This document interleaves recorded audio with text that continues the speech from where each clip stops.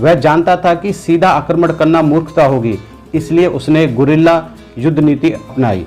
धीरे धीरे वह राज्य के कई किलों को जीतने लगा, लेकिन उसे सबसे बड़ा झटका तब लगा तब उसे पता चला कि राजा का सेनापति विक्रम का ही पुराना साथी था, जिसने उसे धोखा दिया था। राजा को जब इस नए विद्रोह के बारे में पता चला तो उसने वीरेंद्र को खत्म करने के लिए पूरी सेना भेज दी। वीरेंद्र की सेना और राजा की सेना में भयंकर युद्ध हुआ। वीरेंद्र की सेना ने वीरता से युद्ध किया और युद्ध के अंत में राजा की सेना पराजित हुई। राजा खुद वीरेंद्र के पैरों में आके गिर गया। लेकिन यह लड़ाई इतनी आसान नहीं थी। महल के अंदर एक गुप्त सुरंग थी जहां राज्य का सबसे बड़ा रहस्य छिपा था। वीरेंद्र ने जब उस सुरंग में प्रवेश किया तो उसकी आंखें फटी रह गईं। दीवारों पर कुछ चित्र बने थे जिसमें भविष्यवाणी लिखी थी, एक दिन एक निर्धन बालक सम्राट बनेगा, लेकिन उसकी असली परीक्षा तब होगी जब वह अपने अतीत का सामना करेगा।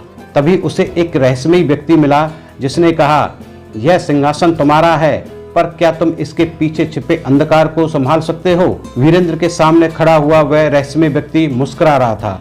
उसकी आंखों में एक अजीब चमक थी। उसने कहा, तुमने यह सिंहासन तो हासिल कर लिया, लेकिन क्या तुम इसे संभाल सकते हो? वीरेंद्र के मन में हजारों सवाल उठ रहे थे। रहस्यमय व्यक्ति से पूछा, तुम कौन हो? रहस्यमय व्यक्ति बोला, मैं वही हूँ जिसने इस राजमहल की नींव रखी थी।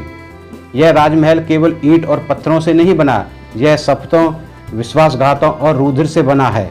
अगर तुम इस सिंहासन पर बैठना चाहते हो तो तुम्हें इस राज्य के छिपे हुए अतीत से सामना करना पड़ेगा। अब वीरेंद्र को एक और सुरंग दिखाई दी जो महल के अंधकार में जाती थी। वीरेंद्र ने तलवार उठाई और आगे बढ़ा। सुरंग में धीरे धीरे चलते वीरेंद्र को एक विशाल कक्ष मिला। वहां एक सिंहासन था जो अजीब रोशनी से चमक रहा था, लेकिन चौंकाने वाली बात यह थी कि सिंहासन पर एक अजीब सी परछाई जैसी आकृति वीरेंद्र को घूर रही थी। उस परछाई ने कहा, वीरेंद्र, तुमने बहुत देर कर दी यहाँ आने में। वीरेंद्र ने तलवार तानते हुए पूछा, तुम कौन हो? उस परछाई ने कहा, मैं वही हूँ जो तुम्हारे पूर्वजों की कहानियों में छिपा था। मैं वह सत्य हूँ जिससे सभी डरते थे। तुम्हारा रक्त इस राज्य के सबसे गहरे रहस्यों से बंधा हुआ है। अभी वीरेंद्र को अचानक याद आया कि उसकी माँ कुछ अनकही कहानियां सुनाया करती थी। क्या ये परछाई वही थी या फिर यह कुछ और था? तभी वीरेंद्र को अपने पीछे से भारी कदमों की आवाज सुनाई दी। वीरेंद्र ने पीछे मुड़ के देखा तो महल के मंत्री और कुछ सेनापति खड़े थे।